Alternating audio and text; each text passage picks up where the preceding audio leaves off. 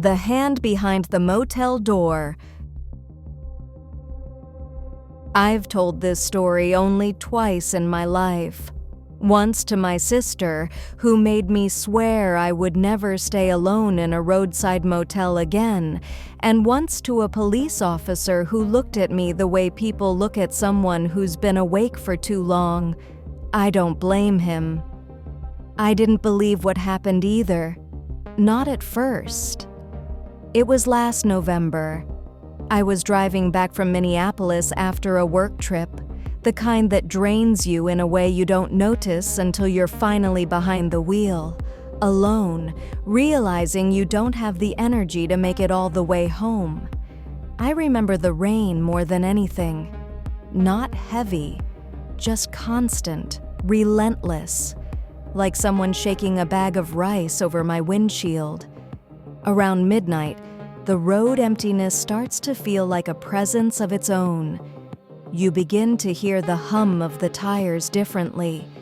The darkness outside your windows thickens. The white lines blur a little. Every motel sign becomes a relief. I pulled into a place called Lantern Lodge, a long one-story strip of rooms lit by buzzing yellow lights. The kind of place where the paint is always peeling, the ice machine is always broken, and the office smells faintly of burnt coffee and old carpet. The man at the front desk didn't bother standing up. He just slid the key toward me and said, "Room 21, end of the row." I said, "Thank you." He didn't respond. I remember thinking I was too tired to care. The room was exactly what you'd expect. Dented mini fridge, scratchy blanket, curtains that didn't quite close, water stains on the ceiling shaped like someone lying down with their arms above their head. I dropped my bag, washed my face, brushed my teeth, and collapsed onto the bed without even checking for bed bugs. That's how tired I was. The first sound woke me around 3 in the morning. A gentle click. Very soft. Like someone lightly tapping a ring against metal. It took me a moment to realize it came from the door. Specifically, the door handle. Tap, tap, tap, 3 taps, 2 soft, 1 sharp. At first I thought someone outside was messing around. Maybe the wind pushed something. Maybe a branch scraped the door. But the rhythm was too deliberate, too intentional. It sounded close, too close. More like it came from the wrong side of the door. I sat up slowly. The room felt colder than before. The air felt thick, like the humidity had shifted. For a second, I wondered if someone had broken in without opening the door, which made no sense at all, but fatigue does strange things to your mind. I whispered, "Hello?" Nothing answered. I waited. My pulse hammered in my neck. Then it happened again. Tap, tap, tap. This time, it was unmistakable. It wasn't outside. It was on my side of the door, right where the handle meets the metal plate, as if fingers were curled around it from the inside. I slid out of bed and grabbed the only thing in the room that felt like a weapon, the ice bucket. Pathetic, I know, but it was solid metal, and it made me feel a little less helpless. I edged toward the door. The hallway light leaked through the gap beneath it, a thin strip of yellow cutting across the carpet. Nothing moved. I pressed my ear to the wood. No footsteps, no breathing. Just a strange, lingering cold, like the air near the door wasn't part of the room anymore. I whispered, "Is someone there?" A pause. Tap, tap, tap. My throat dried instantly.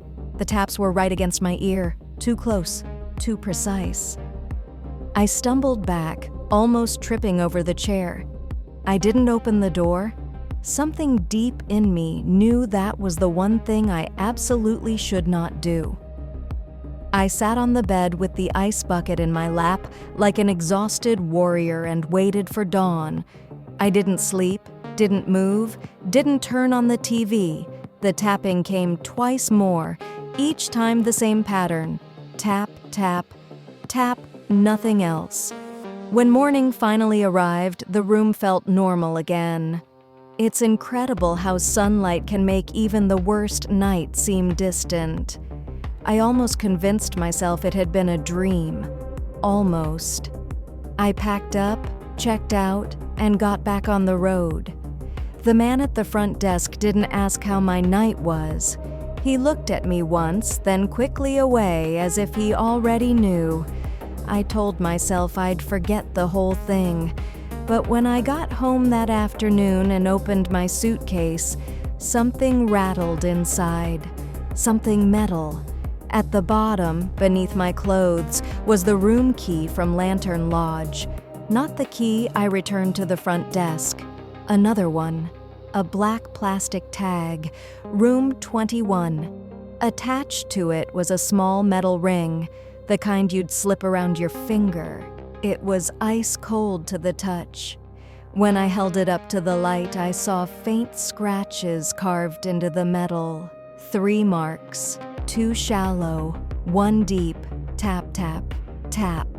You'd think that's where the story ends, that I'd throw it away, move on, pretend I imagined everything. But that night, when I slid into bed, just as I was drifting into that warm place between waking and sleep, I heard it again. Not from the door this time. From my nightstand. Tap, tap, tap. I turned on the lamp. Nothing moved. The key lay where I'd put it. I tried to go back to sleep. Impossible. Around 2 a.m, I heard soft shifting sounds near my bedroom door, like someone adjusting their balance. I didn't get up. I couldn't. My body wouldn't move. The room felt colder, heavy. Then the tapping came again. Not on the wood, not on the nightstand. On the metal door handle of my own bedroom. Tap, tap, tap.